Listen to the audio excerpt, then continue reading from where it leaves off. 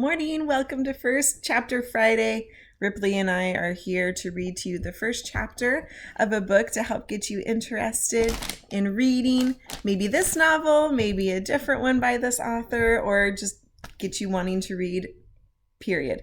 Today is special. It is Rotary Read-In. So Ceres Rotarians, Ceres Unified School District staff, and other community members are going to be reading to kids across the town via Zoom, or have already pre-recorded something to read to kids today to help just spread the love of reading. So today I'm going to read to you the first chapter of a book that was a recommendation from Miss Gill, our ninth grade English teacher. She would like me to read to you the first chapter of a novel called Stargirl by Newbery winner Jerry Spinelli. You may have heard of this recently. Disney has done an adaptation of this book for a movie, and it is now playing on Disney Plus. So if you want to go watch that, that would be really awesome. Although I do recommend reading the book first. I'm one of those people that feels like the book usually is better than the movie, especially if you read it first. You're just going to get more information. There's more details and everything, but it's totally up to you. But maybe consider reading the book first. Anyway, this book, it's an older book. I remember reading it years ago when I taught 7th grade and enjoying it, but it's been a long time, so I'm really excited about reading it again. This book is categorized as fiction, Bildungsroman. Now, that's a big word. Some of my AP kids might remember hearing that word before. We've talked about it. But a Bildungsroman is a coming-of-age story. And so maybe you could try and use that word with some members of your household today, and just in a sentence, and I guaranteed you're going to impress somebody. So repeat after me, Bildungsroman. And that is a coming-of-age story. All right, so I'm going to read to you a little snippet off the back of the book, which is a good piece of commentary to help you get the gist of the book a little bit more. In celebration of nonconformity, Newbery medalist Jerry Spinelli weaves a tense, emotional tale about the perils of popularity and the inspiration of first love. So, without further ado, I'm going to go ahead and read to you the first chapter of Stargirl. Did you see her? That was the first thing Kevin said to me on the first day of school, 11th grade. We were waiting for the bell to ring. See who? I asked. Ha! He craned his neck, scanning the mob. He had witnessed something remarkable. It showed on his face. He grinned, still scanning. Oh, you'll know. There were hundreds of us, milling about, calling names, pointing to summer-tan faces we hadn't seen since June. Our interest in each other was never keener than during those first 15 minutes before the first bell of the first day. I punched his arm. Who? The bell rang, and we poured inside. I heard it again in homeroom, a whispered voice behind me as we said the Pledge of Allegiance. Did you see her? I heard it in the hallways. I heard it in English and geometry. Did you see her? Who could it be? A new student? A spectacular blonde from California? Or maybe from back east, where many of us came from? Or one of those summer makeovers? Someone who leaves in June looking a little like a girl and returns in September a full-bodied woman? A 10-week miracle? And then in Earth Sciences, I heard the name. Stargirl. I turned to the senior slouch behind me. Stargirl? I said. What kind of a name is that? That's it. Stargirl Caraway.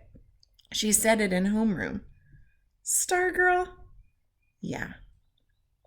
And then I saw her at lunch. She wore an off-white dress so long it covered her shoes.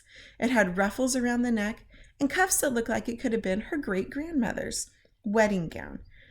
Her hair was the color of sand, and it fell to her shoulders. Something was strapped across her back, but it wasn't a book bag. At first I thought it was a miniature guitar. I later found out it was a ukulele. She did not carry a lunch tray. She did carry a large canvas bag with a life-size sunflower painted on it. The lunchroom was dead silent. as she walked by. She stopped at an empty table, laid down her bag, and slung the instrument strap over her chair and sat down.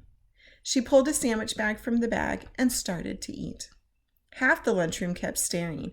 Half started buzzing. Kevin was grinning. "What did I tell you?" I nodded. "She's in 10th grade, he said. "I hear she's been homeschooled till now." Her back was to us, so I couldn't see her face. No one sat with her, but at the tables next to hers, kids were cramming 2 to a seat. She didn't seem to notice. She seemed marooned in a sea of staring, buzzing faces. Kevin was grinning again. "Are you thinking what I'm thinking?" he said. I grinned back. Hot Seat. Hot Seat was our in-school TV show. We started it in the year before. I was the producer and director.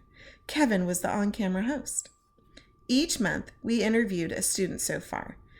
Most of them had been honor student types, athletes, model citizens, noteworthy in the usual ways, but nothing especially interesting. Suddenly, Kevin's eyes boggled.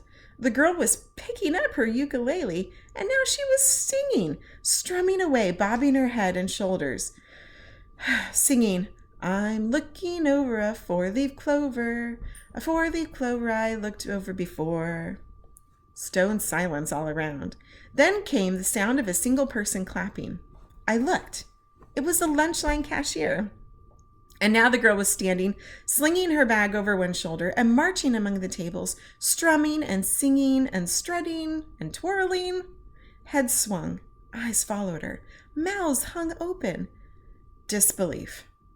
When she came by our table, I got my first good look at her face. She wasn't gorgeous. She wasn't ugly. A sprinkle of freckles crossed the bridge of her nose. Mostly, she looked like 100 other girls in school, except for 2 things. She wore no makeup, and her eyes were the biggest I had ever seen, like deer eyes caught in headlights. She twirled as she went past, her flaring skirt brushing my pant leg, and then she marched out of the lunchroom. From among the tables came 3 slow claps. Someone whistled. Someone yelped. Kevin and I gawked at each other. Kevin held up his hands and framed a marquee in the air. Hot Seat.